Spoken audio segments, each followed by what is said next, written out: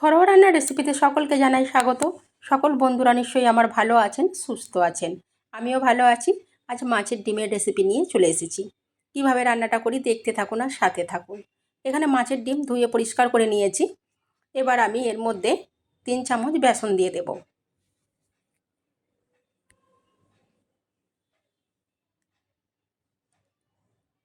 আর দিয়ে দিচ্ছি পরিমাণ মতো লবণ দিয়ে দিচ্ছি, আর অল্প পরিমাণ খাবার সোডা দিচ্ছি। আর দিয়ে দেব অল্প হলুদ গুঁড়ো দিয়ে দেব। দিয়ে এটা হাতে করে খুব ভালো করে এখন মেখে নেব।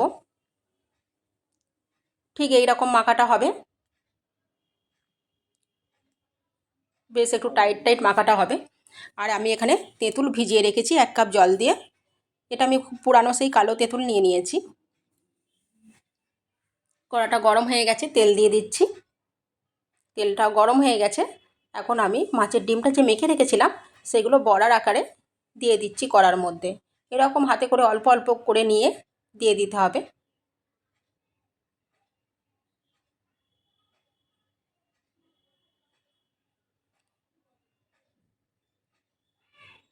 খুব বেশি পাতলা করে মাখলে হবে না, পাতলা করে মাখলে একটু ডিমগুলো একটু ফটে, কিন্তু এইভাবে মাখলে আর ডিমগুলো ছেটকায় না।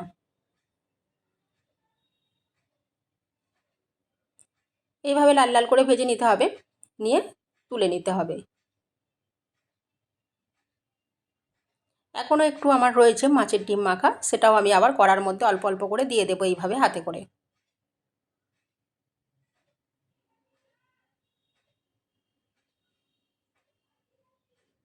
একদিকটা হয়ে গেছে, আমি এগুলো উল্টে দিচ্ছি। এইভাবে মাছের ডিম রান্না করলে খুবই ভালো খেতে লাগে। মাছের ডিমের অনেক রকমই রেসিপি হয়, তার মধ্যে আমি আজকে তেঁতুল দিয়ে টক করে দেখাচ্ছি।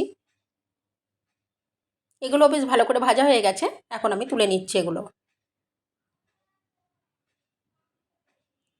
সমস্ত মাছের ডিম ভাজা হয়ে গেছে, এইভাবে ভেজে নিয়েছি। এবার যে তেঁতুলটা আমি ভালো করে ভিজিয়ে রেখেছিলাম, সেই তেঁতুলটা থেকে ছিবড়েগুলো ভালো করে হাতে করে নিংড়ে বের করে নিচ্ছি। আর তেঁতুলের কাতটা আমি দেবো, তার জন্য এবার ঠিক করে রেখে দিচ্ছি। আমি কড়াইতে অল্প পরিমাণ তেল ছিল, আর একটু তেল দিয়ে দিলাম 1 চামচের মতো। দিয়ে 2 টুকরো শুকনো লঙ্কা আর সর্ষে ফোড়ন দিয়ে দিলাম।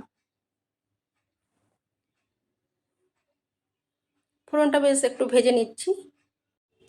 ফোড়ন থেকে একটু সুন্দর গন্ধ উঠে গেছে, এখন দিয়ে দিচ্ছি 1/2 চামচ হলুদ গুঁড়ো। হলুদ গুঁড়োটা দিয়ে একটু বেশ নাড়াচাড়া করে নিচ্ছি। এবার আমি তেঁতুলটা যে ভিজিয়ে রেখেছিলাম, আমি তখন তেঁতুলের মধ্যে লবণ দিয়ে রেখেছিলাম। এবার তেঁতুলের কাতটা আমি কড়ার মধ্যে দিয়ে দিলাম। পরিমাণ মতো লবণ দিয়ে দিয়েছিলাম।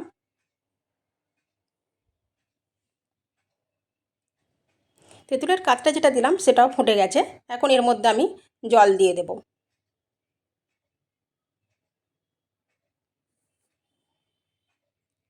ফুটে গেছে এটা, এখন আমি মাছের ডিমগুলো দিয়ে দিচ্ছি। মাছের ডিমের যে বড়াগুলো ভেজে রেখেছিলাম সেগুলো দিয়ে দিলাম। এইভাবে রান্না করলে খুবই খেতে ভালো লাগে।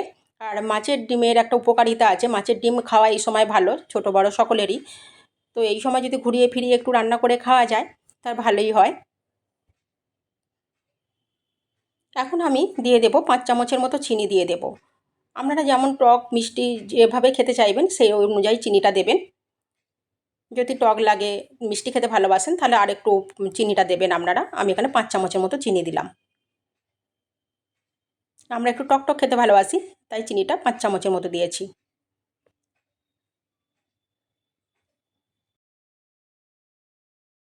যদি ভালো লাগে প্লিজ একটা সাবস্ক্রাইব করে দেবেন। আর কেমন লাগলো অবশ্যই জানাবেন। এইভাবে একবার বানিয়ে খাবেন, খুবই ভালো লাগবে। আমি এবার এটা ঢেলে নেব কড়া থেকে, একটা প্লেটের মধ্যে ঢেলে নেব। ঠিক এই রকম রাখবো, কেন আর একটু টেনে নেবে নাবিয়ে রাখার পর। প্লেটে ঢেলে নিলাম, ঠিক এই রকম দেখতে হয়েছে। ঠিক এইভাবে অবশ্যই একবার বানিয়ে খাবেন, আর কেমন লাগলো জানাবেন। ভালো থাকবেন, সুস্থ থাকবেন, সাবধানে থাকবেন।